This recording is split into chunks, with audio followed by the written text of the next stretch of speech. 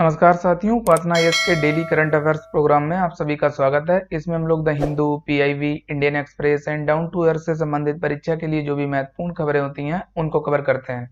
तो साथियों, यदि आप हमारे चैनल पर नए व्यूअर हैं तो सबसे पहले चैनल को सब्सक्राइब कर लीजिए। इसके साथ ही बेल आइकन को भी प्रेस कर लीजिए, जिससे आपको हमारे आने वाले सभी वीडियो की नोटिफिकेशन मिल सके। तो आइए अब हम लोग आज का सेशन शुरू करते हैं। तो आज के सेशन में सबसे पहले हम लोग परीक्षा संबंधी महत्वपूर्ण तथ्यों पर नजर डालते हैं।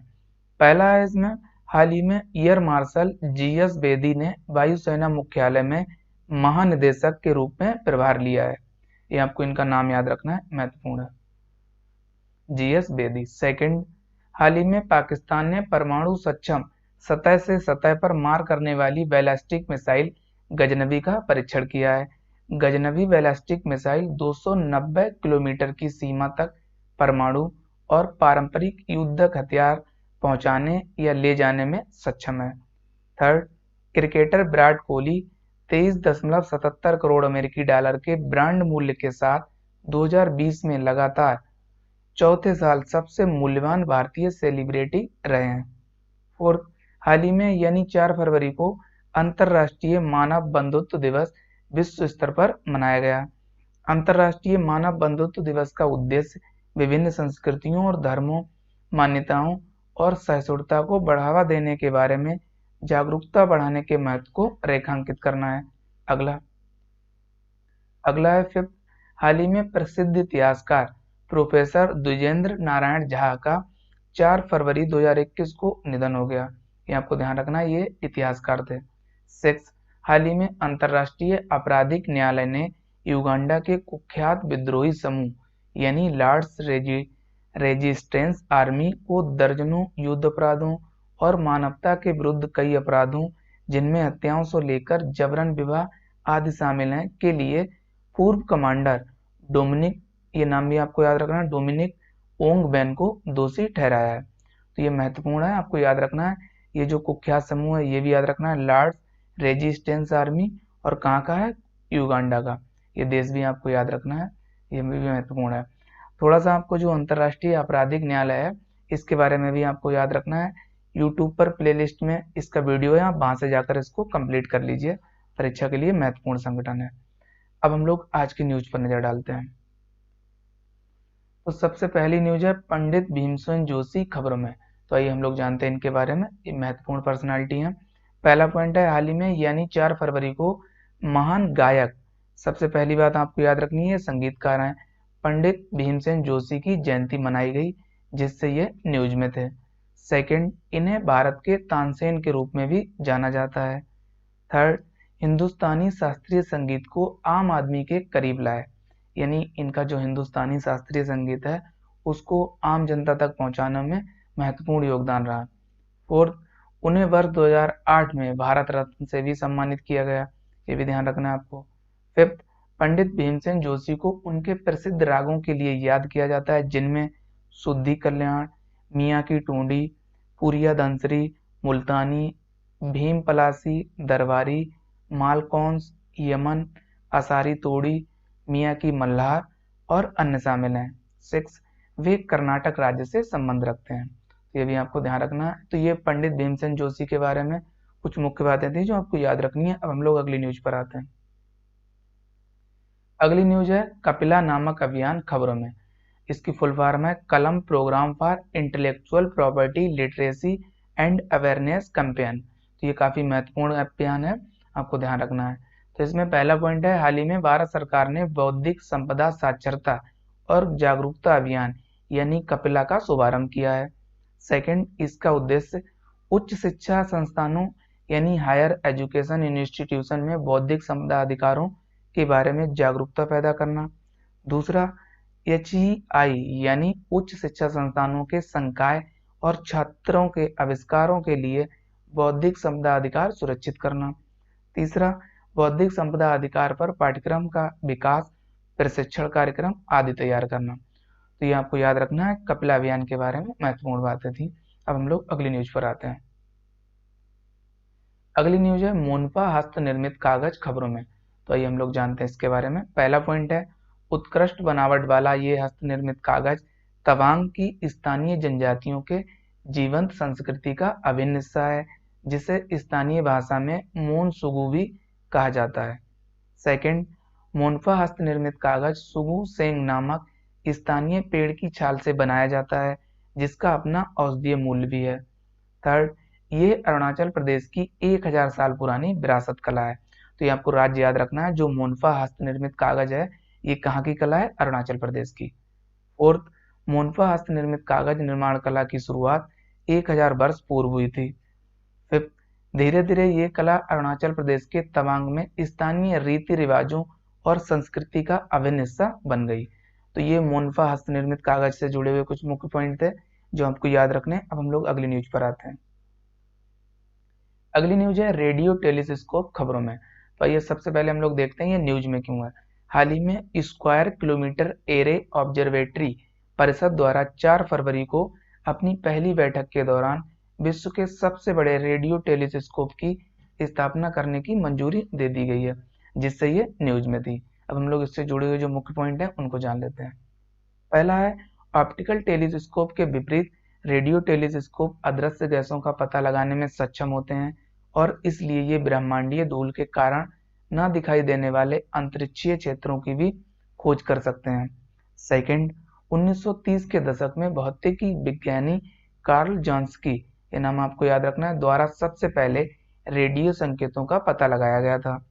थर्ड, इससे पहले प्यूर्टो रिको स्थित विश्व का दूसरा सबसे बड़ा single dish radio telescope Arecibo telescope दिसंबर 2020 में नष्ट हो गया था। फोर्थ, आरसीवो टेलीस्कोप का निर्माण वर्ष 1963 में किया गया था। तो ये रेडियो टेलीस्कोप के बारे में कुछ मुख्य बिंदु थे जो ध्यान रखने हैं आपको।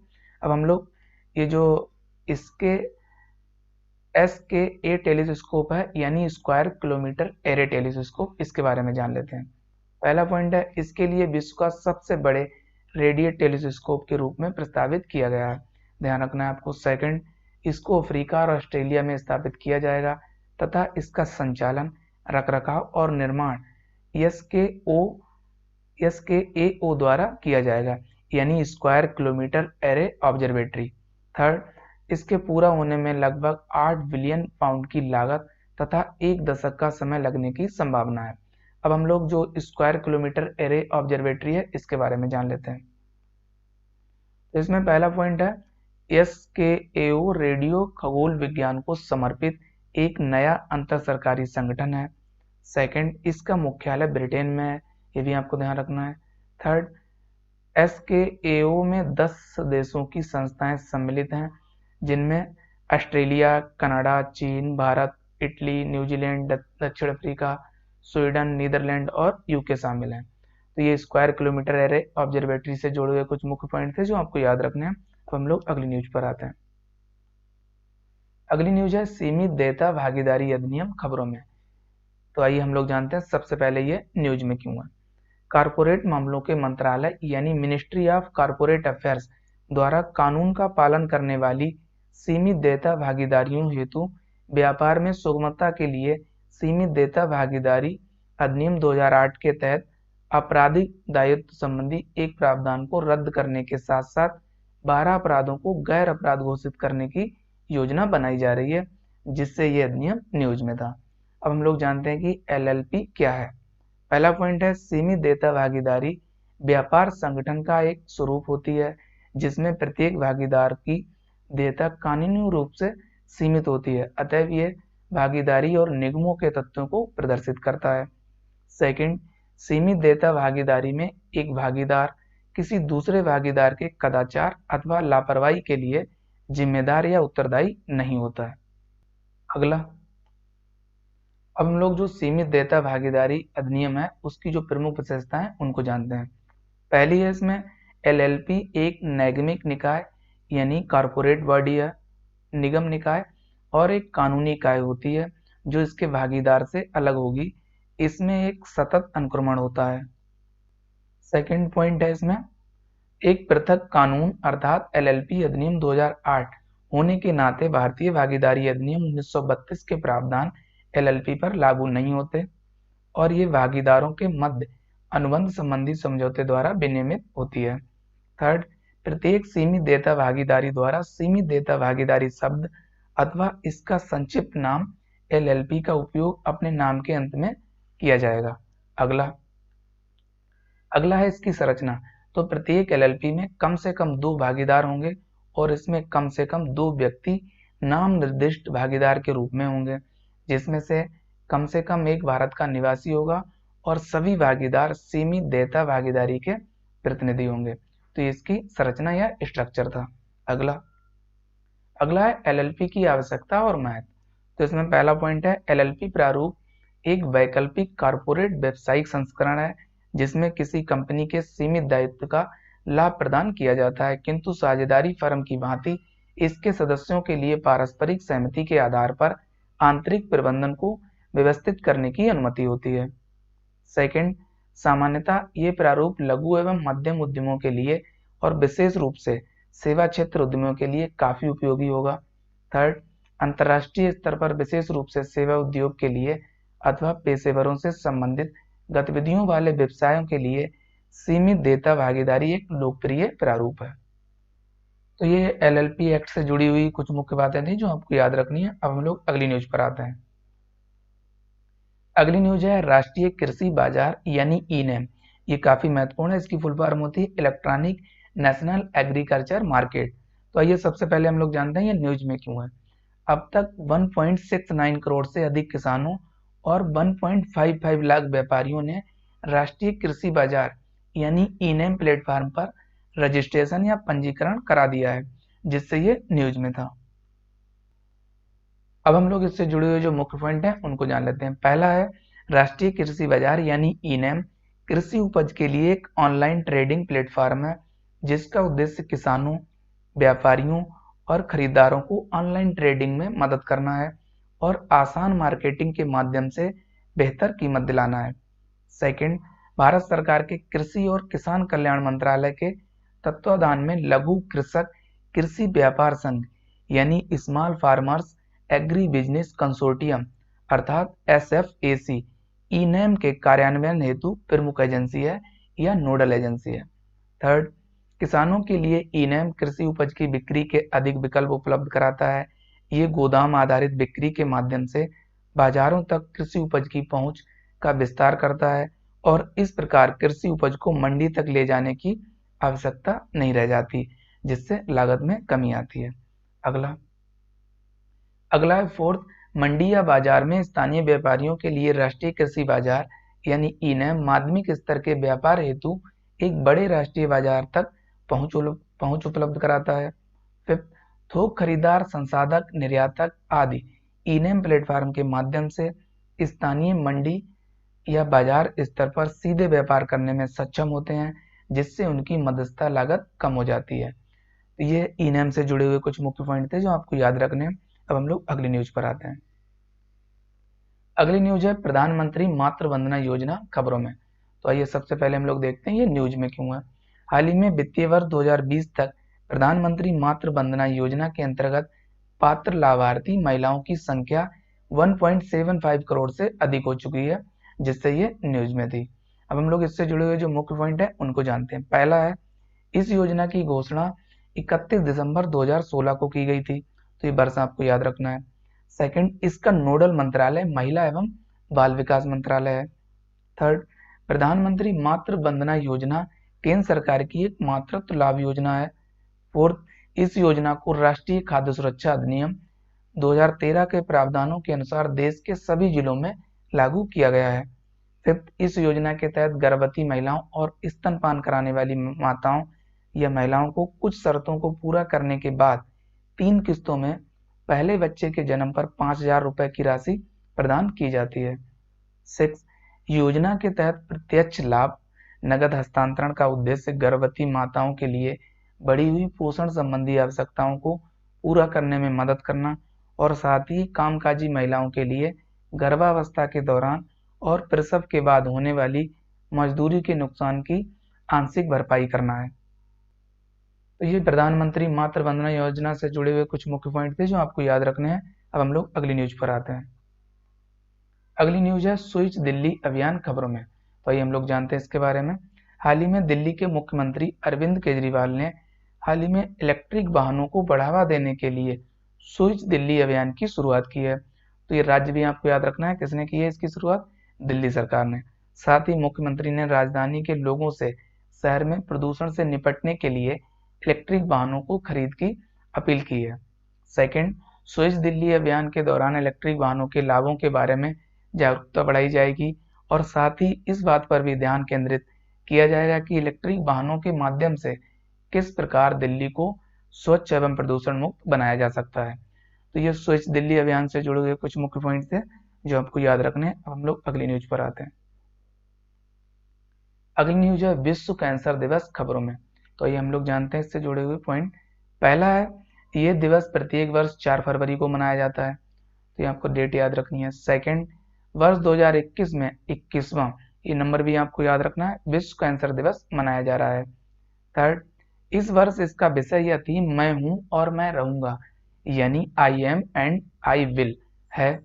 इस थीम को वर्ष 2019 से लेकर वर्ष 2021 तक के लिए रखा गया है। फोर्थ, विश्व कैंसर दिवस का उद्देश्य दुनिया भर में सरकारों और व्यक्तियों को इस बीमारी के खिलाफ कार्रवाई करने के लिए जागरूक बनाकर कैंसर से होने वाली मौतों को कम करना है।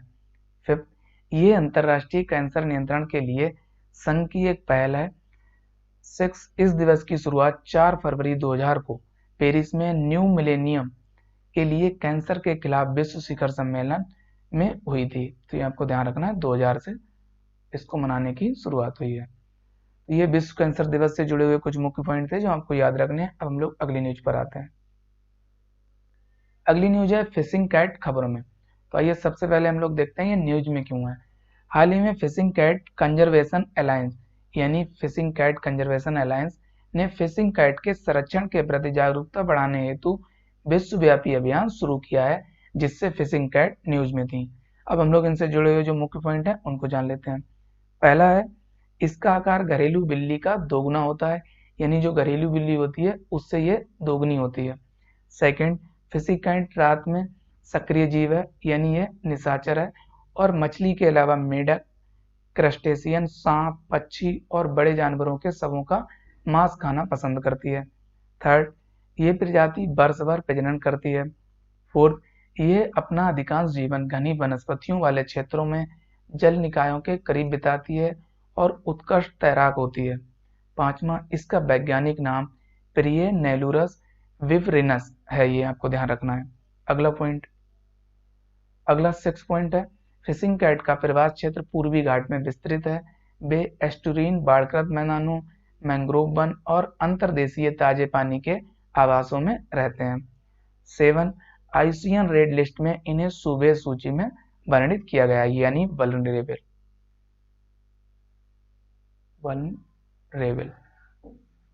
8वां, साइट के परिशिष्ट 2 में इन्हें सूचीबद्ध किया गया है। 9वां, भारतीय वन्यजीव संरक्षण अधिनियम 1972 की अनुसूची 1 के तहत फिशिंग कैट का शिकार किया जाना प्रतिबंधित है। अब हम लोग सवालों पर नजर डालते हैं। तो पहला अभ्यास प्रश्न है आज का, हाल ही में भारतीय मुक्केबाजी महासंघ के चुनाव में किसको फिर से अध्यक्ष चुना गया है? आपको ऑप्शन दिए गए थे, Ajay Singh, B Tejendra Singh, C Mahesh Singh, D इनमें से कोई नहीं। तो इसका करेक्ट जवाब है ए ऑप्शन, यानी अजय सिंह को। अब हम लोग आज के सवालों पर नजर डालते हैं। आज का पहला सवाल है, सवाल नंबर 1, हाल ही में किस देश ने परमाणु सक्षम सतह पर मार करने वाली बैलिस्टिक मिसाइल गजनबी का परीक्षण किया है? आपको ऑप्शन दिए जा रहे हैं, ए श्रीलंका, बी अफगानिस्तान, सी ईरान, डी पाकिस्तान। तो इसका करेक्ट जवाब है डी ऑप्शन, यानी पाकिस्तान द्वारा। अगला सवाल है सवाल नंबर 2, राष्ट्रीय कृषि बाजार यानी ई-नैम के बारे में निम्नलिखित कथनों पर विचार कीजिए। पहला कथन है, राष्ट्रीय कृषि बाजार यानी ई-नैम कृषि उपज के लिए एक ऑनलाइन ट्रेडिंग प्लेटफॉर्म है, जिसका उद्देश्य किसानों, व्यापारियों और खरीदारों की ऑनलाइन ट्रेडिंग में मदद करना और आसान मार्केटिंग के माध्यम से बेहतर कीमत दिलाना है। सेकंड, भारत सरकार के कृषि और किसान कल्याण मंत्रालय के तत्वाधान या अधीन लघु कृषक कृषि व्यापार संघ अर्थात small farmers agri business consortium e NAM के कार्यान्वयन हेतु प्रमुख एजेंसी है। अब आपको उपयुक्त में से कौन सा से कथन सत्य है यह बताना है। ए ऑप्शन केवल 1, बी केवल 2, सी 1 और 2 दोनों, डी ना तो 1 और ना तो 2। तो इसका करेक्ट जवाब है सी ऑप्शन, यानी दिए हुए दोनों कथन सत्य हैं। अगला आज का अभ्यास प्रश्न है, हाल ही में किस दिन अंतरराष्ट्रीय मानव बंधुत्व दिवस को विश्व स्तर पर मनाया गया? आपको ऑप्शन दिए जा रहे हैं, ए 4 फरवरी, बी 2 फरवरी, सी 3 फरवरी, डी इनमें से कोई नहीं। तो इसका करेक्ट जवाब आप सभी को कमेंट सेक्शन में देना है। तो साथियों, आज के सेशन में इतना ही, हम लोग नेक्स्ट सेशन में मिलेंगे कुछ नई खबरों के साथ। तब तक के लिए आप सभी लोग अपना ध्यान रखिए। साथ ही उपासना IAS के चैनल को लाइक, शेयर और सब्सक्राइब करना ना भूलिए। Thank you, best of luck.